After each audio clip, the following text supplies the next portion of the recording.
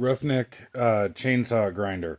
If you're looking for just 15 seconds of a review on this thing, if you're looking for a quality, precise, well made, can user friendly, can easily do a very consistent and precise and repeatable chain, it's not this fucking thing.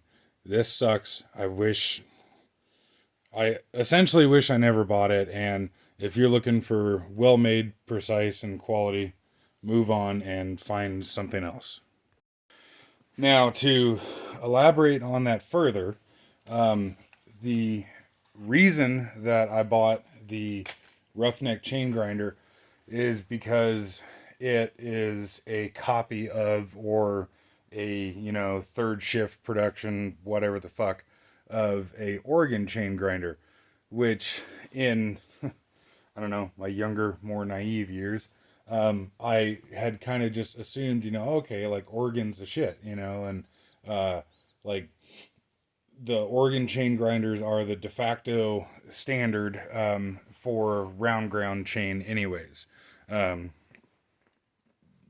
and square ground's another, can of worms all in itself. But um, I had read reviews on the roughneck grinder and heard reasonably good things about them. I was aware that it was a uh, cheaper grinder than, say, like the Oregon, I think 510 grinder or whatever. Um, and yeah, I was wanting to get a chain grinder because I have some carbide chain that is a topic for another day. Um, and so I kind of needed a grinder for that. Um, the other thing too is that I wanted to get as precise and as consistent and as repeatable results on the chain as I possibly could, because the chain is kind of, the number one thing that determines how well the saw cuts. Of course, if you got, a razor sharp fucking race chain on there and the saw runs like crap, then okay, it's not going to be very good. But um, and if I'm not mistaken, I started out just hand filing, and I think anybody should start out hand filing. Learn how to do that first before you get anything else, because it's important to be able, in my opinion, it's important to be able to uh, sharpen the chain in the field. If even if you have spare chains with you, if you break it, say you take, two chains into the woods, one on the saw, one as a spare, you break one, and then, okay, no worries, you toss on the other chain, and then you rock that one out. Well, now you're kind of fucked. So it's important to be able to hand file. Um, but yeah, the first evolution, if you will, of trying to get more precise, um, and I guess like you can get ultra precision results hand filing, but it takes a really long time. And so, like, yes, I'm looking for precision and repeatability, but I'm also looking for a reasonable amount of speed out of it as well too.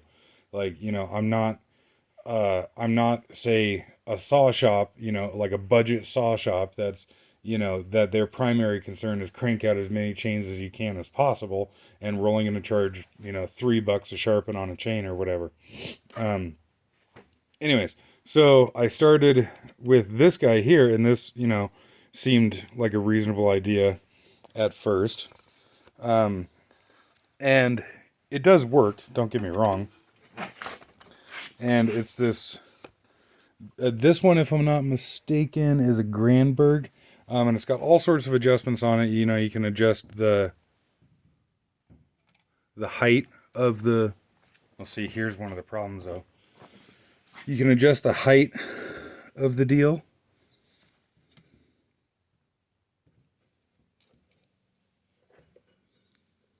And it's got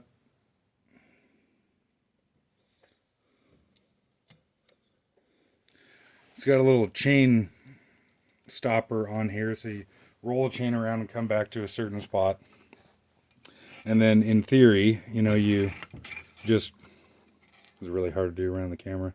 In theory, you run back and forth like so and sharpen the chain up. And then in theory, each cutter is the same length, and you can adjust the angles. You can adjust. There's a little deal in here. It's got all the adjustments that you can think of.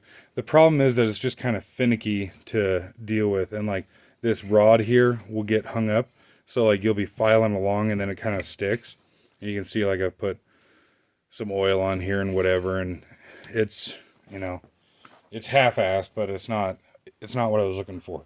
And it's only got one set screw here to hold the frame to the bar, and it just kind of flops around and what have you.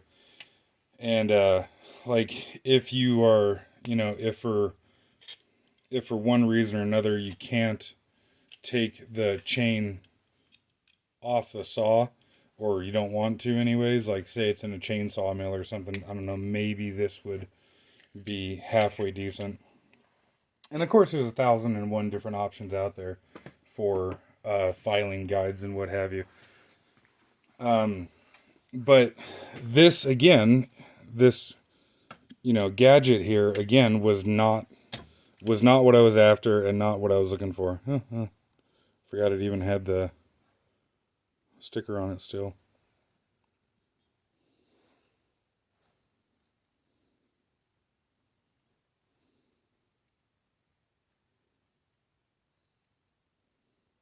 Fuck.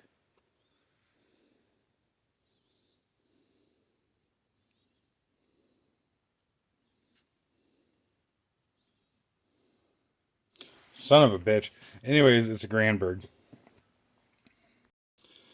So the other option is to hand file, and like I was saying, I personally would start with that just to, get practice and everything at it. A lot of people don't use a guide. I like a guide because it just, helps to be more precise, and there's just some degree markings on here, and you just line up the degree markings and file away. And then, like in the case of this one, comes in a nice little steel bag, and you got your raker depth gauge as such, and then flat file for the rakers. And it works really well. You can get a very, very sharp chain with a little practice and patience with one of these. But again, I was just kind of, wanting to get more precise. And so then I also got this one here, and mind you, when I bought some of my saws, this wasn't out yet. This has only been out a couple of years, if I'm not mistaken. But this is Steel's, I think they call it like the 2-in-1 file or whatever. But these different bars here will actually rest on the teeth and determine the height of the tool assembly. And then so you got 3 different files in here. You got 2 round files. You got 2 round files and 1 flat file for the rakers. The flat file for the rakers looks like a special part number made especially for these file guides. But the round files are just bog standard normal files that you buy, in a 3-pack from Steel. And this thing is fantastic. I absolutely love this.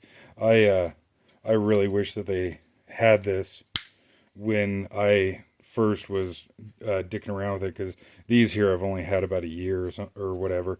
But these sit on here and you just file back and forth like normal. And then because it has the flat file in here as like part of the assembly, and it uses these square stock bars to determine the height, this will automatically set your raker height, which is really cool. However, it does not work on a skip tooth chain. Now this is a little tiny 16-inch bar, and yes, I know it's hilarious and stupid and funny that there's a skip tooth chain on here, but one of the saws that I bought came with this bar and the skip tooth chain.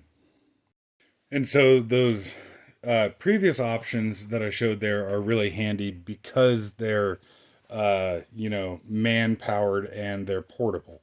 So you just toss them in a little toolkit, take them out in the woods with you, and then if you need a sharpener while you're in the woods, you can do so. Um, which is great about those, but then they lack precision. Um, in theory, a chain grinder is supposed to give you more precision, but it requires power. And it's bigger and bulkier because, okay, nowadays, ooh, actually, I want to try that. I got a little Milwaukee power source, and I've never tried to see if it'll run this thing here, but I'll try that here in a minute. Um, but I think nowadays probably the best option for a man-powered and portable sharpener. I haven't used one yet. I ordered one. Should be here in a little while, but some of the videos on them look fantastic. Is the Timberline chainsaw sharpener? It uses a little carbide, little tungsten carbide cutters in it, and I'll make a separate video when that comes in, and just type in a YouTube Timberline chainsaw sharpener and that'll come up. But anyways, what 11 minutes into the video and we're finally talking about this piece of shit. So I got this years ago from Northern Tool, and I was really excited taking it out of the package. I was like, oh fuck yeah, I finally got myself a chain grinder, and it's gonna be so sweet to be able to be more precise and what have you now. And the first time I used it, I was sorely disappointed. Um, One of the problems with this thing is that this swivel base assembly that the chain actually goes into cannot this swivel base assembly cannot slide front to rear, and you need to be able to slide the base front to rear to adjust for the wear on the grinding wheel. And you want the center line of the chain to be perfectly lined up with the center line of the wheel. If you don't, or if the center lines are not lined up, when you switch from right to left, it'll throw off the cutter length. And if I bring this down, and yeah, you're pretty well lined up dead square on that. You can see that the center line of the wheel is ever so slightly off the center line of where the chain rides. Now, it's not much, but it's enough to make a difference. And so the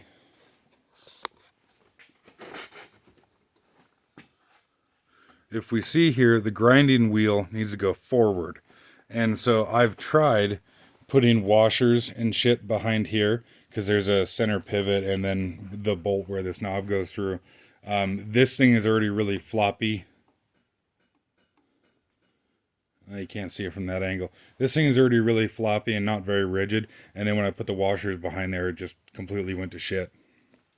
I suppose what you could do is, because I was just using round washers on the center pivot and the bolt, I suppose what you could do is you could make, different thicknesses of steel spacers. Or hell, you can make it out of any material, aluminum, whatever. But if you made different thicknesses of spacers that covered the entire bearing area on the back here, then it would probably work a lot better. But then you'd have to have a varying array of thicknesses of spacers and swap them out and measure and swap them out and measure, and it'd be a pain in the ass. The other thing that's annoying too is that the adjustment bolts here are coarse thread bolts. So this one here adjusts how much you push the cutter into the wheel as such. And this one here adjusts how far down the arm that has the grinding wheel on comes down. So like the depth of the grind. And so the problem with having the coarse thread bolt on the adjusters is that when I'm trying to get set up for the different adjustments that I want, you're only adjusting those thumb screws, I don't know, tenth of a turn or something like that. And it would just be nice to have much finer thread screws in there so that it was easier to fine tune it. Um, and I guess to say, with as much bitching as I'm doing about this thing, it works. It makes a, if you're patient and you take your time with it, it will produce a satisfactory result. And it'll put firewood on the truck just the same way as hand filing will put firewood on the truck, just the same way as a Harbor Freight chain grinder will put firewood on the truck. And so if that's all you're wanting to do is just sharpen a chain, this works. But like I said, I was trying to chase, ease of use and precision. Um, and yeah, I didn't find it with this thing. But anyways, so I'm set up in this thing here, and so this assembly here that the chain rides in is fucking probably like 1/8 inch sheet metal or something, and it's like bent, like this black plate here is bent 6 ways a Sunday, and I've pulled it out and tried to reef on it, straighten it around and do this and that and the other, and just nothing seems to really work for it. And it would be nice, some of the, I think like the Oregon 520 and 620 chain grinders, you can adjust the end here, if I'm not mistaken, to the different gauge drivers so that the chain will run through there nicer. This thing here gets hung up a lot, and it just it just drives me nuts. But hopefully you can kind of see here, so I won't touch anything but the clamp down knob here, but hopefully you can see how much this whole thing is flexing. And now, depending on how you want to look at it, I would argue that a chain grinder is a machine tool. And the three things that you want out of a machine tool is rigidity, rigidity, rigidity. And everything on this thing fucking moves and flexes and is just a pain in the ass. These chain stops here are just shitty little stamped sheet metal. When I bring, crap. See if I can change the angle at angle here.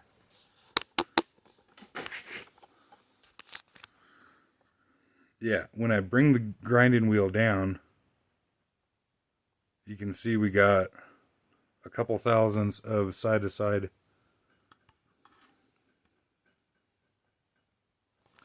If I can try and keep this stationary. There's a couple thousandths of side to side wiggle here.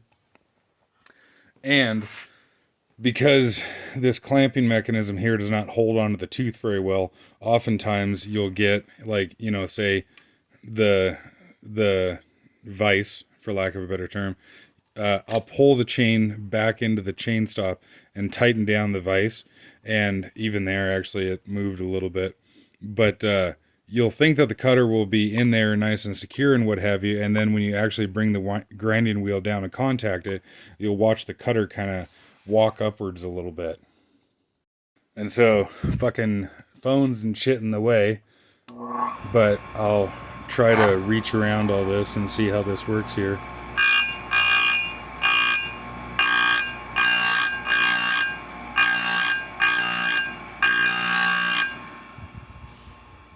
I find it helps to kind of take little bites at the tooth like that.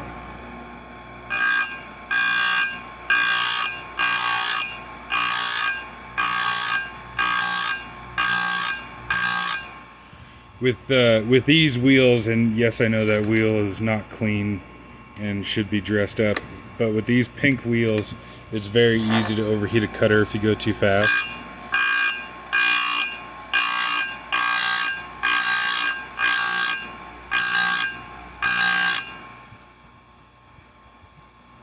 And so this is sharpening the right side cutters at the moment.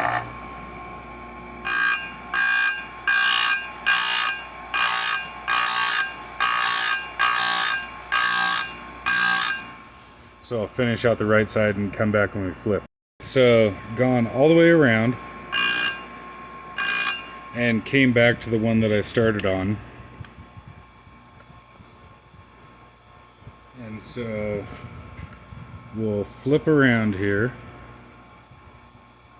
And I don't actually know if Steel recommends to do it with their chain or not, but I run this adjustment here when switching cutters or switching sides of the chain. It seems to me like it does a little better, but and this here is 33 RS steel chain. Fucking piece of shit. See, look at that. I got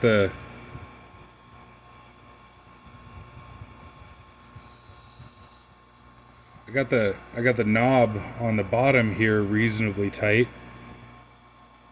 Fucking thing's walking around. So you gotta crank down on it like a fucking gorilla. And okay, now we have slightly less play.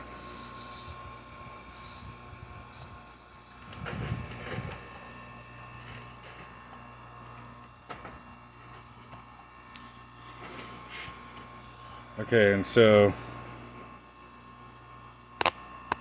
we just got done grinding the one side. Flipped it around, grinder's still running, and phone's still running and everything. And so in theory, we should be able to drop down the grinder head here and have it give us the same length cutter on this side, right? Nope. Wants to hit the fucking raker. See how far out that is?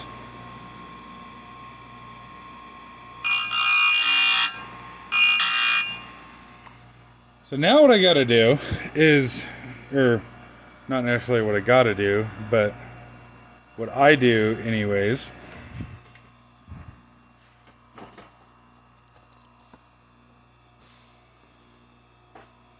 is I will get out, probably turn the grinder off first.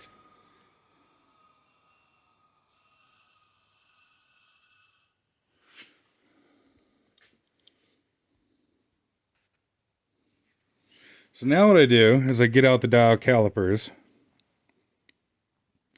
So 375 roughly.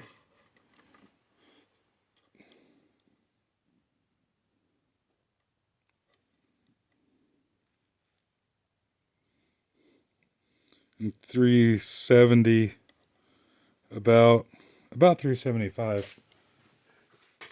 So evidently the last time that I sharpened this, I didn't do a very good job of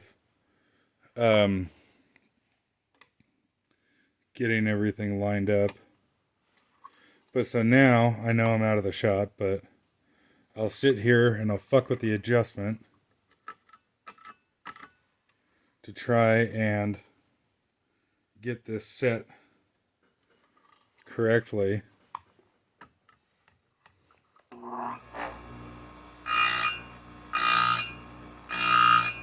Oh, that one's probably pretty damaged.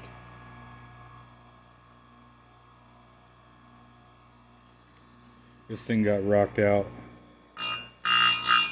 fairly good.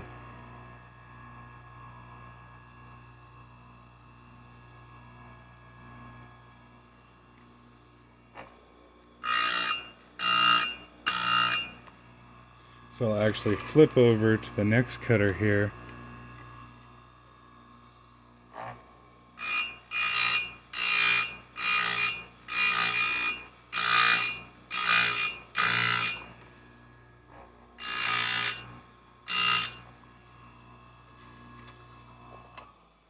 And then we'll measure again. So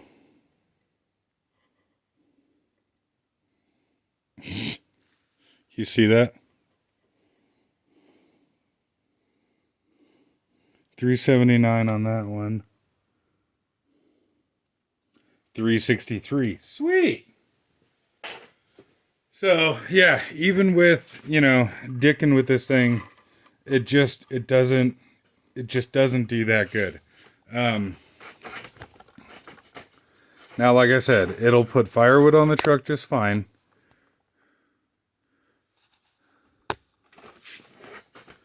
And for the most part, the firewood that you cut doesn't care if your chain is super precise.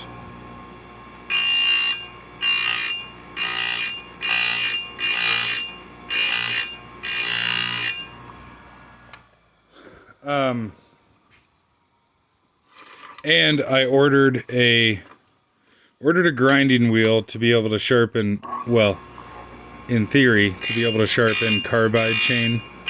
And that grinding wheel should hopefully be here in a couple days. And then I'll try sharpening up my carbide chain and see how that goes.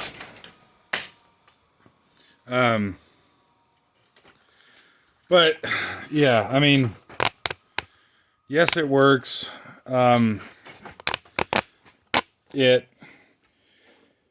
If I'll be able to do the carbide chain with it, it will be really sweet to be able to sharpen the carbide chain myself, because as of currently, I am not able to. I've heard on the internet of people using the pink wheels to sharpen the carbide chain, and that doesn't work for shit. You know, yes, it will take material off the carbide. It'll also chew through the wheel like crazy. Um, will it make the chain sharper than it was? Sure, probably. But it doesn't get it anywhere near what it should be. If I'm not mistaken, I want to say I paid like $150 for this grinder or something. And so, like $150 to be able to sharpen carbide chain plus the wheel. I guess on one hand that's not too bad of a gig, but I feel like I've pissed away the money on this grinder here, because it's nowhere near what I was looking for.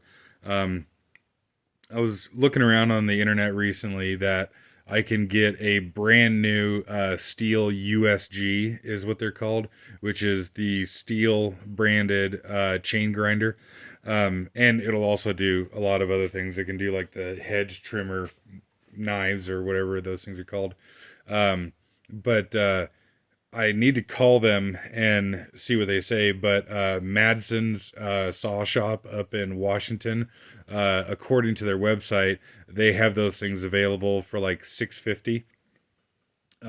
Which, okay, on one hand, that's what, 5 times the price of this thing here, 4.5, I don't know, something. But from what I've seen, and unfortunately I've never seen a USG in person, but from looking at pictures and watching videos, those steel USGs seem to be what I'm after as far as a very well built, very precise, very rigid, very repeatable chain grinder. And I suppose if anyone has any experience with the steel USGs, or you have any recommendations on where to buy one or something, let me know. And what I'm gonna do is I'm gonna save up and get a steel USG and sell this thing on Facebook, Craigslist, whatever, um, and see if I can get some money back out of this thing.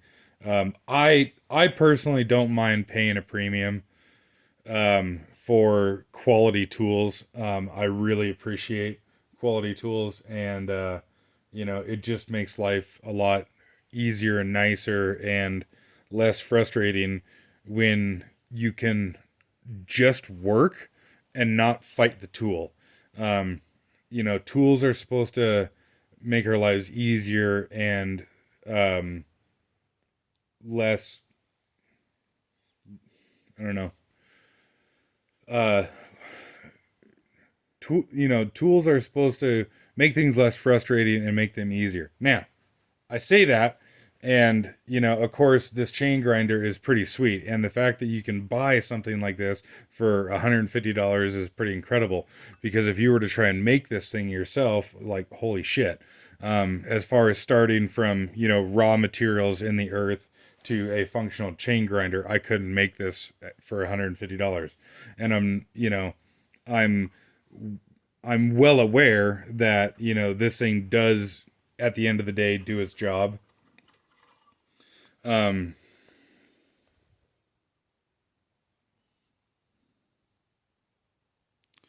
I mean, that's a reasonable finish on the tooth. And yes, this thing does make my life easier in the sense that,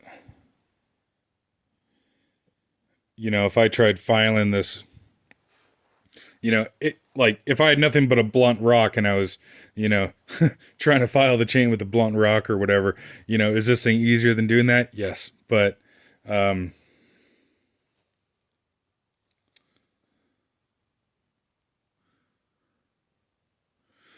but I'm just bitching and I'm just irritated that I bought this thing.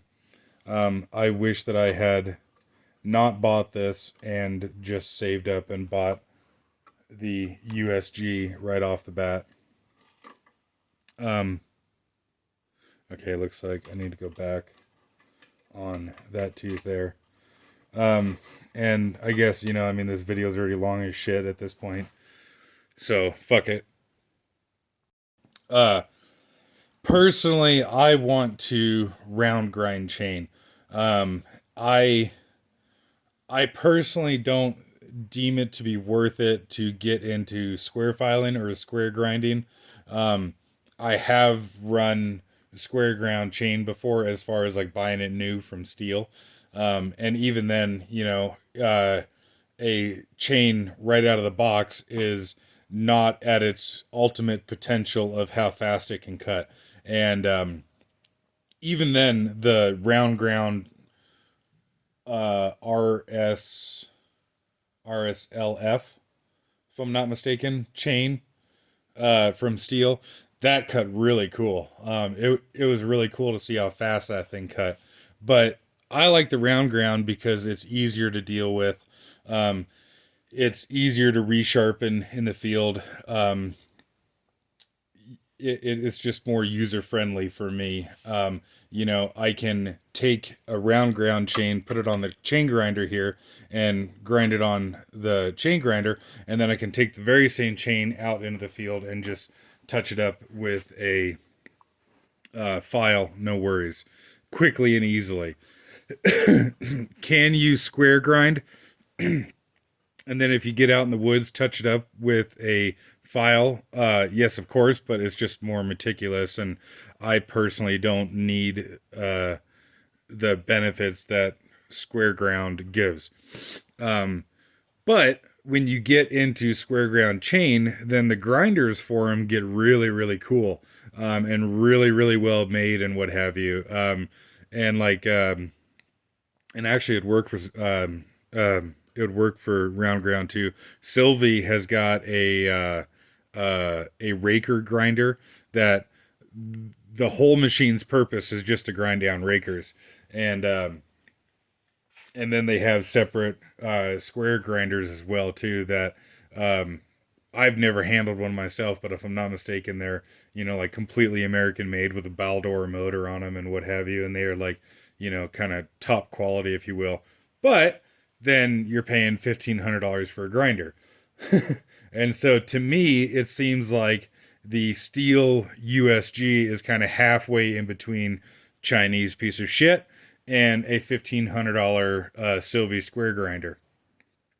Um, but and it's rather handy that the steel USG will do multiple other will be able to sharpen multiple other things other than just chain. I I don't know what all the USG will do. I personally primarily want to buy it for just chainsaw chain, but then I've got some of like the round cutter disc to go on the end of a weed whacker. I would imagine, I don't know for sure. I'd imagine the USG can sharpen those. And then I've got a hedge trimmer attachment for my combi as well too, and I know it can do that. But anyways, there's half an hour of me bitching and ranting and raving. If you have any input and comments on what you like and what you use, I'd love to hear it.